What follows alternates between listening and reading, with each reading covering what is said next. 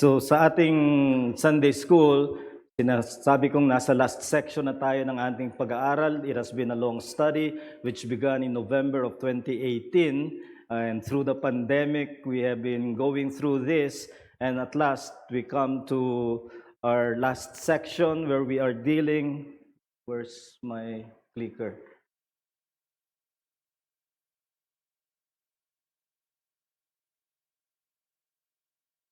We have been dealing with Christian holiness in various aspects. Sorry. In various aspects of it. And we come to the last of this, which is about motives. And we, by way of quick review, in the theology of motives, we saw that by definition, we are looking at the inner compulsion that drives to action. Bawat isa, kaya ka may ginagawa, merong tumutulak sa iyo, ano man ang bagay na iyon na tumutulak na panloob. It's a disposition, it may be an inward force, and some thoughts to refresh us concerning motives is that motives are prior issue to acceptability of work before God. Before men, your work may be good and acceptable, and we have no right to impute motives to people because we cannot know their motives. It is judgmentalism and fault-finding if we impute motives that we have no evidence for. However, God knows our motives. However much we try to hide it from others, it is exposed before God, and motives matter to God more than the work itself. So that the work may be good and the motive is bad, and that makes the worker unacceptable to God. So motives are of prior issue. And then God possesses absolute knowledge of motives. Again, men do not, but God does, and He knows without having to pry into evidences. He knows immediately the motives that move us to a certain action. And bad motives, therefore, can defile good actions in the eyes of God, while good motives lighten flawed actions. So that means that's how motives weigh. Ganyan ang timbang ng mga motibo natin, na sometimes our actions are deficient because of our imperfections, but a good motive behind it can be something that can lighten the flow of the action. Whereas even if it is good, if the motive is right, you remember what Paul said, I may speak with the tongues of angels but have no love, it is nothing. I can even go to the extreme sacrifice of martyrdom and still have no love, and that's still nothing. So makikita natin yung timbang ng motive. Believers have a mixture of good and bad motives. So we're not a neat cluster of good motives, because we are still, in the words of Martin Luther, simul justus et peccator, both righteous and sinner. We find the same of motives. We have good motives, bad motives, so we can never say that it's all good motives or it's all bad motives. Many times they mix in a particular action that we do, and therefore here we must understand that motives and works sometimes coincide. Magandang ginagawa mo na may tamang motibo, yun ang ina-aspire natin, but they may contradict. Your motive contradicts your action or vice versa. So that's the importance of motives. As to what motives we are considering, I said if we look at individual motives, aabot tayo ng lecture, ano ba, 150 ang aking aspiration to finish. But lalampas tayo doon if we look at the motives individually. Instead, I am looking at the motives in terms of category of orientation. So we began last week with a wrong motive, selfishness. Can we pursue holiness with a fleshly or selfish motive? Yes, there are those who Paul speaks of as thinking that godliness is a means of gain. So may mga ganyan na tiningnan natin yon last week. And then we will be looking at fearfulness and happiness in pair this morning. Then blessedness and thankfulness and Christ-likeness and Godwardness. They are in ascending order, Godwardness being the highest motive. Now we're done with the sinful motive. We are now looking at motives that may be good in themselves, but in an ascending order. That means some motives may be good, but not the highest of motives. So let us begin with the idea of fearfulness. What is fear as a motive? It is a drive to avoid what is perceived as harmful. Now, that is good. In fact, the Bible tells us that the wise sees danger and avoids it. So, walang mali na may takot tayo. Fear of dying makes driving safer, at least for some. Others have no care for life. But that is the point. Maganda yung fear. And in fact, it is native in created life. Even animals, because of fear, will avoid that which they know will be harmful to them. And for human beings, it's part of our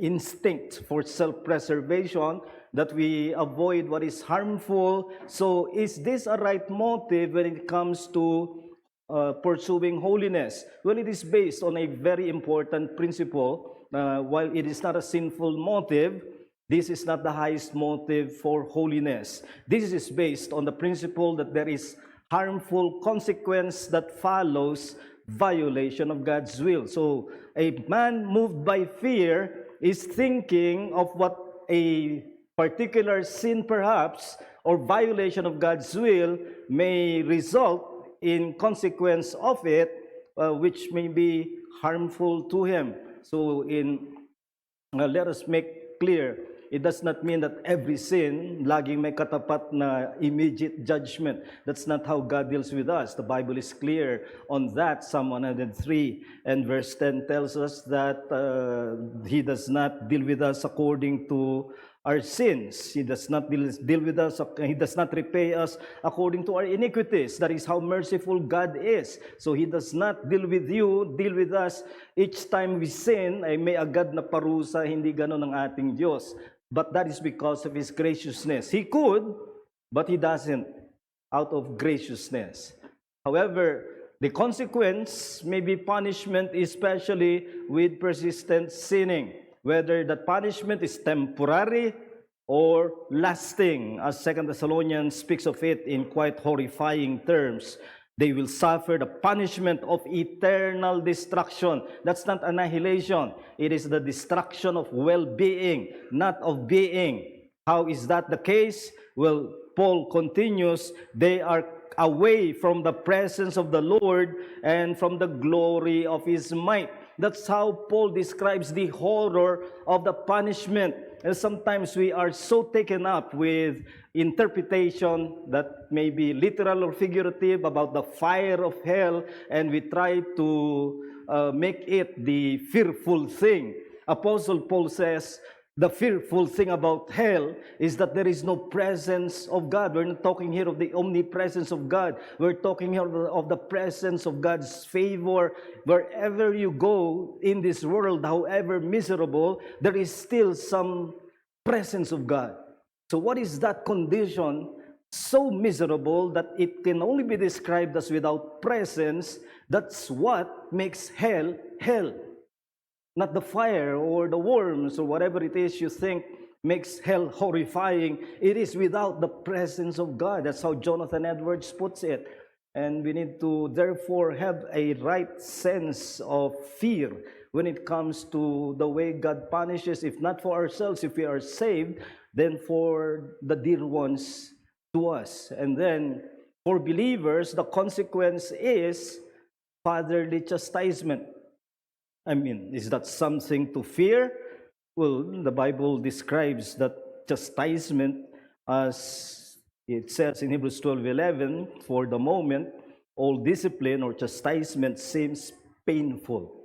The writer of Hebrews will not say that unless he meant it to strike fear on the part of his readers, that if God chastises them, even if it is a function of His love, fatherly love, it is still something that will give pain, whether that pain is physical or otherwise, beside the point. But that shows that to be totally without fear of punishment or chastisement is sinful presumption. Kaya fear has its place. And we will see in what way we can see the place of fear. That's when is fearfulness a right motive? So uh, this is our consideration now. When is this a right motive? I said it is a good motive in itself, but not the highest. So sometimes it will show as a good motive, at other times it will be a wrong motive. So how is this a good motive? How is this a right motive? Well, when fear of God overcomes our fear of man. Yung takot natin sa Diyos ay mas nakalalamang kaysa takot natin sa tao. And we see this in Matthew 10:28 when Jesus was sending his disciples to preach the gospel, and they will be encountering many kinds of persecution and opposition, and they may be so discouraged or perhaps so fearful of what men can do to them that they will not proceed with the commission given to them. What did Jesus say in Matthew 10:28? Fear not them which kill the body but cannot kill the soul. Fear him who can destroy both soul and body in hell. So he's talking here of the final state because it's now soul and body. In the disembodied condition of the intermediate state, there's no body. But in the final state, it's soul and body, and Jesus is making his disciples think of what it means to disobey his commission. If what is pushing you to disobey is fear, because what man can do to you, well, if that is the kind of motive you have, then use it to fear God rather than just fear man. And so what it is reminding us is that out of cowardice, even disciples are tempted not to obey God's commands. May kinatatakutan tayo. Sinabi ko kanina na of all faiths, none has more of martyrdom than the Christian faith. But that is not saying that no one recanted. Many did. And history bears out that fact. There is cowardice that can make even a Christian run away from his duty. And if I'm speaking to anyone who is not doing his duty, like bearing witness to your parents or siblings or loved ones because of some fear of insult, insulto lang yan. Yung iba hinarap nila apoy at pugot ng ulo at ng Ignatius of Antioch was cast to the lions to be eaten. I mean, there's none of that we should fear. Kunting insulto lang, kaya natin yon. Pero the point is, we are moved by cowardice, and it is because of that that knowing a graver dealing by God can overcome cowardly disobedience. Meaning, if nothing is pushing you higher than just fear, then have the right fear. Fear God more of what He will do and can do than what man can do. And God can deal worse than the human worst. The human worst, based on the text in Matthew 10, is kill you. And yet God can destroy in hell.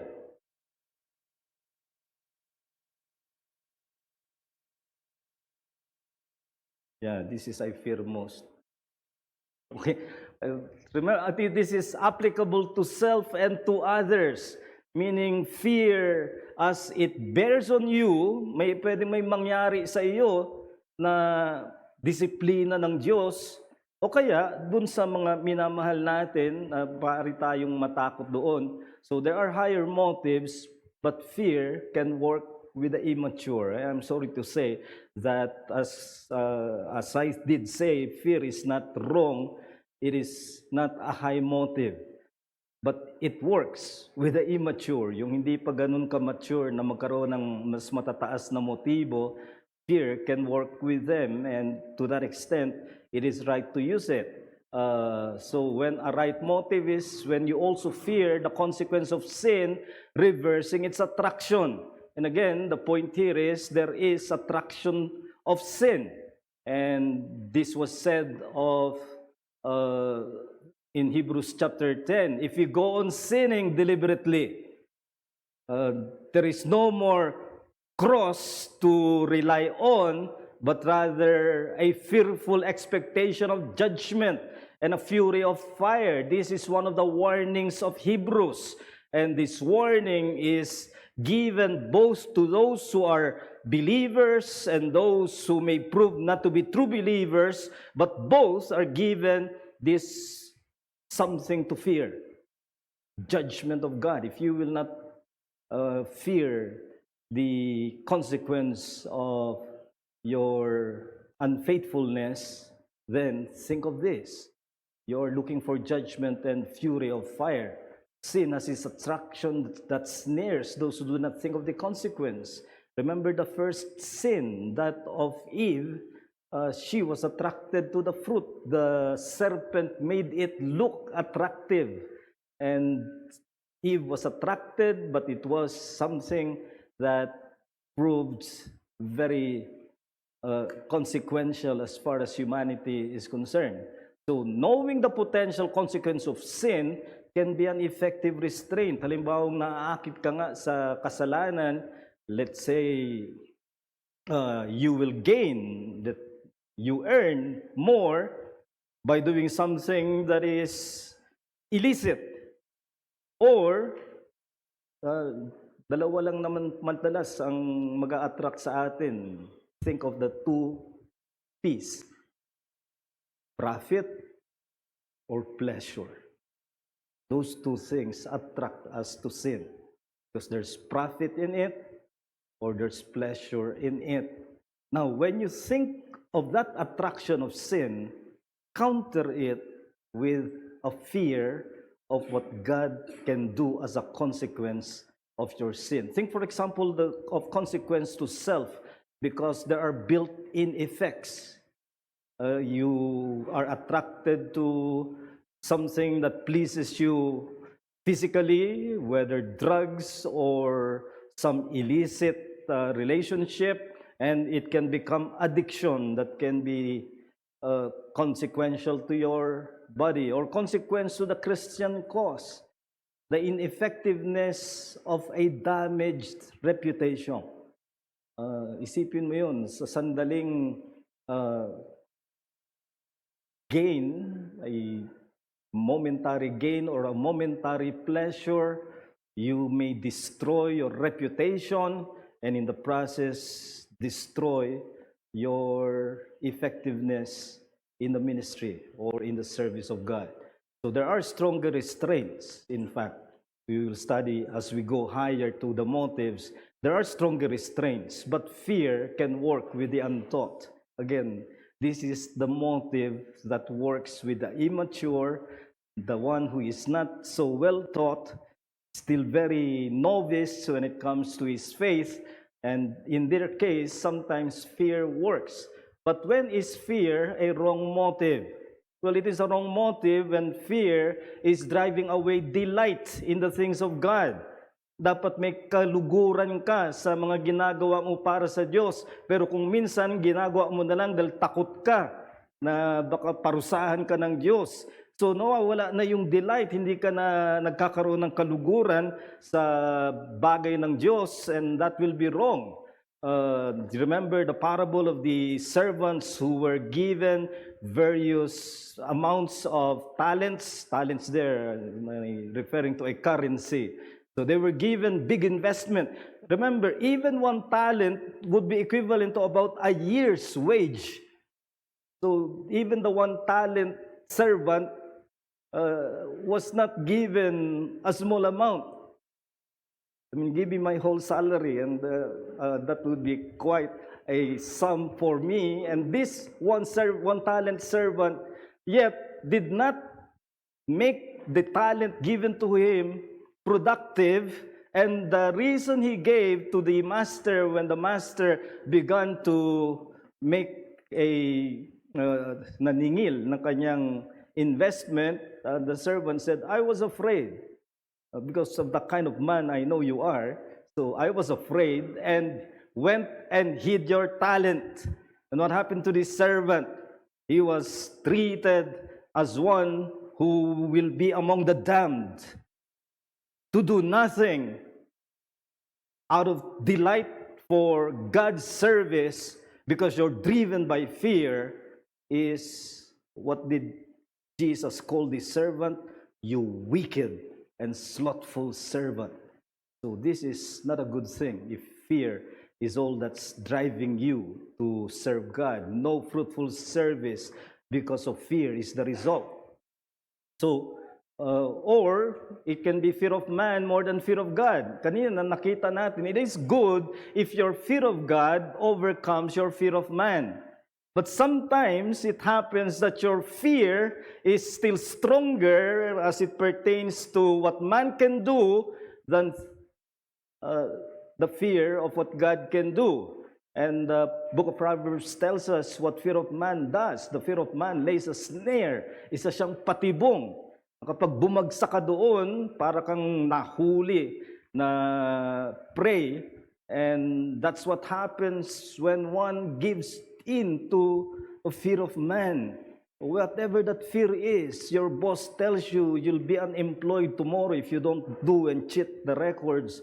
What do? Because of fear, you sin, and there the fear of man becomes stronger than fear of God. Or whatever it is that men are telling you to do, and you know that that is sin, and yet you do it just to avoid what man can do. That's fear of man.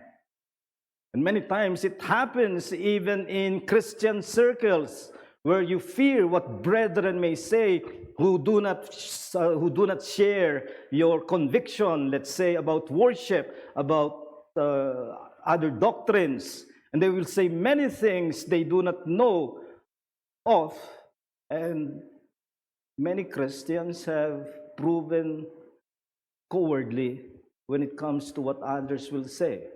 That's the fear of man. Manward fear displaces trust in God. So fear works to some extent, but it will not be strong enough for the exercise of trust in God. And that's the point. Because yung sinabi ng Proverbs 29, in contrast with fear of man as a snare, whoever trusts in the Lord is safe. So if safety is what a person seeks, that's why he avoids offending people, because he fears for his safety. Well, the wise man is saying here is what's really safe. When you obey God. And obedience to God is still the safest course.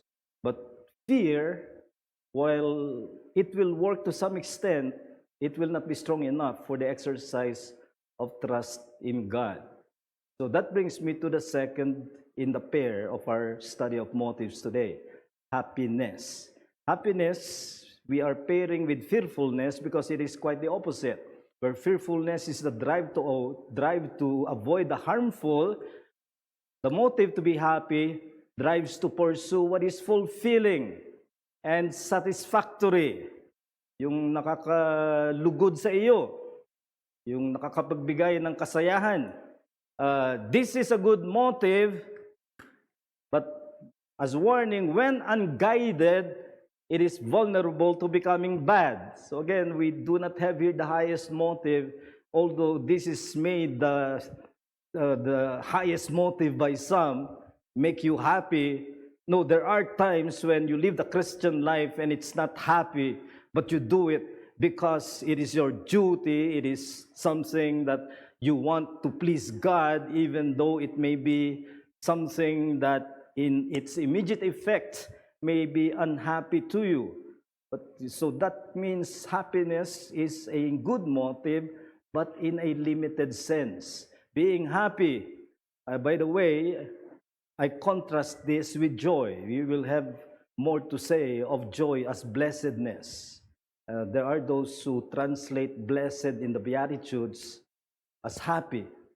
And I think that is a wrong identification. There is something different about joy.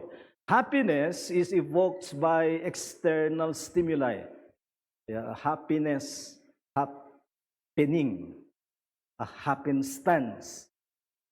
So that's therefore to be judged whether your being happy is right or wrong is whether the stimulus is right or wrong, not the being happy by itself. So it is right to pursue happiness with the right stimuli and avoid the wrong ones. How? What are therefore the right stimuli for being happy? Well, let me suggest three. One, a positive commendation. We discussed this last week, briefly touching during the Q&A. But now I want to assert that positive commendation or honest words to encourage make us happy. Is it right for us to feel happy being commended? Yes. In fact, Apostle Paul believed that this was something that the Corinthians should have been done to him. And the book of Proverbs tells us of the effects of a good commendation in Proverbs 15:23. A word in season, how good it is. And there is nothing wrong about being commended. There are some Christians who have this idea, if we are only to give glory to God, then we must reject all commendation.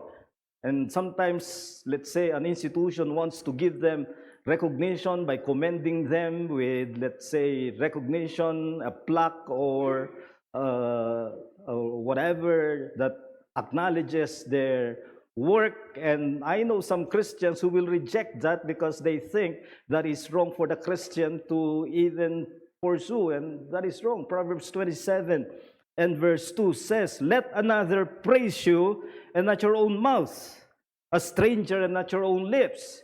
Self-commendation always leaves a bad taste. But commendation by others, especially done honestly and not in a flattering way, there is a place for that. And Apostle Paul said this to the Corinthians because they were doing to the super apostles what they should have been doing to those who are ministering the truth. He says, "I ought to have been commended by you." Now, he's not seeking it. He's just showing what is wrong with the Corinthians in their being enamored with the super apostles who were his opponents. They were commending the wrong people. But this shows that commendation as such is not wrong. And if it makes us happy, there is nothing wrong about it. Just as the book of Proverbs says, run away from the flatterer. Takbuhan mo, lumayo ka sa mga mambobol. But mahirap himayin kailan merong commendation that's honest and flattery. Well, I think flattery is just self-uplifting and many times false. And you have to avoid those things. I think I've told you many, many years ago, I went to this place and somebody approached me and said, "Pastor, sa wakas nakilala ko kayo at nakamayam pa, narinig pa, pwede na akong mamatay." Pinigil ko lang ang sarili kong sabihin, ngayon na. That's obvious flattery. And you run away from such things. But honest commendation, that's encouraging. You see, some of you perhaps are restraining on commending because you feel or you fear that it may give the wrong idea. There is a place for honest commendation, what the effect of the service was to you, what good a brother or sister has done that made an impact on you or on your family, on your loved ones. These are good, honest commendation that makes people happy. Then, diligent accomplishment. Pag may fruitfulness sa iyong effort, sa iyong work, that also is a proper reason or cause for happiness and right to pursue. Proverbs 13 and verse 19 says, "A desire fulfilled is sweet to the soul." So that is recognized. And so we seek that accomplishment as we desire it when we work, when we serve. Of course, we want fruitfulness rather than barrenness. We will serve God anyhow, even if not fruitful, but it adds to happiness when the work is made fruitful. And finally, is what I call vicarious satisfaction, rejoicing with the happiness of others. And this is clear in Romans 12:15. Rejoice with those who rejoice. So even if you do not have something to rejoice about yourself in a moment, there is a reason to rejoice with brethren. Kung nakikita mo yung pagpapala sa kanila, yan ang panlaban sa inggit, panlaban sa paninibugho, ay makita mo na may kagalakan ng iyong kapatiran at nakikiisa ka sa kagalakan na yun. Now, sinundan yan ng salitang weep with those who weep. So the idea there is we have such empathy with our brethren that we know when they are weeping, we weep with them. And when they are rejoicing, we rejoice with them. So that's a good kind of motive of happiness. But then, when it is wrong, what are wrong stimuli? Well, when you are happy at others' expense. Meaning, natuwa ka at may napinsala na siguro galit ka sa kanya at natuwa ka na nasayahan ka sa kanilang pagkapinsala. Obadiah is talking about the coming judgment on Edom. Remember, the Edomites were the generation coming from Esau. And therefore, in a sense, Esau being the brother of Jacob, twin brother in fact, the Edomites, even though enemies of Israel, but generationally, they were their brothers, they were their brethren. And Obadiah the prophet says, do not gloat. Gloat is to be happy at others' expense. Do not gloat over the day of your brother, over his misfortune. Yan ay talagang mali. At kung natutuwa ka sa pinsala ng iba dahil mag-a-advance ka or lalamang ka sa kanya, that is bad. That is a sinful motive. And happy at sinful pleasure. When you're happy at something which is, as we have warned, the pleasure of sin. 1 Corinthians 13:6 says, love does not rejoice at wrongdoing. So, makita mo halimbawa, kapatid mo, masaya siya, pero masaya siya kasi pumasa siya kasi nandaya siya. Hindi ka pwedeng makisaya sa kanya. Halika, pasalamat tayo sa Panginoon na hindi ka nahuli. Maling-mali naman ang ganung uri ng pagiging masaya. You do not rejoice, you do not become happy at wrongdoing. In fact, love will dictate on you to rebuke a person you love who is persisting in wrongdoing. So seeking to be happy can be a strong motive. I know that. And many have no higher motive than being happy. And it will work to some extent. But there are stronger bad motives. Meaning, if your motive is just to be happy, our enemy will match that with something stronger. So happiness is only strong to an extent. Bad motives have something stronger, and to the weak, he will be easy prey to these bad motives. So knowing this, let us have right thought.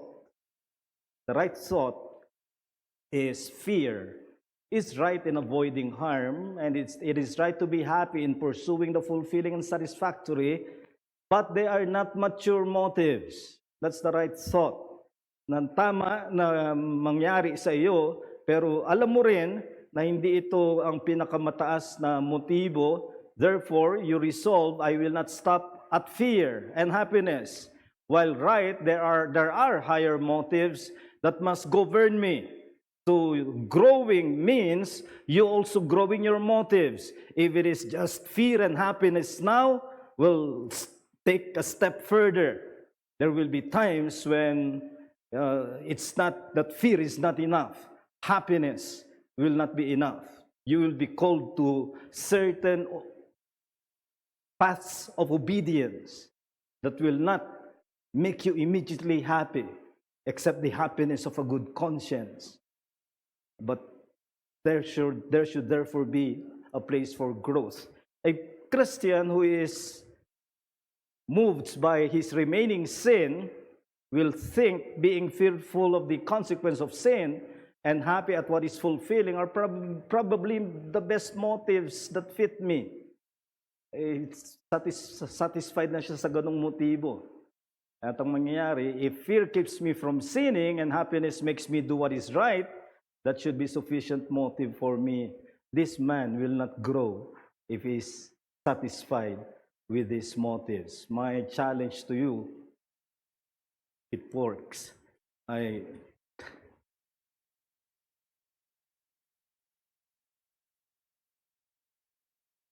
Be fearful of sinning, but be happy with the holy life. So we're giving it due place. There's a place to fear sin. And there's a place to be happy with the holy life. Not just fear the consequence of sin, but sin itself. Not just be happy at the rewards of holiness, but holiness itself. And so, by way of final thought, Hebrews 12:28 and 29 says, "Wherefore we, receiving a kingdom which cannot be moved, let us have grace, whereby we may serve God acceptably with reverence and godly fear. For our God is a consuming fire." Now, there are those who think that this godly fear is to be understood as reverence, and some translations use reverence, but the writer already used reverence. This is reverence and godly fear. There is a fear that is godly, and it is that fear of realizing that God is not to be trifled with. Be not deceived. God is not mocked. What a man sows, that he will reap. And you may reap the consuming fire that God is. Therefore, it is right to fear. It is right to pursue happiness, but seek to grow.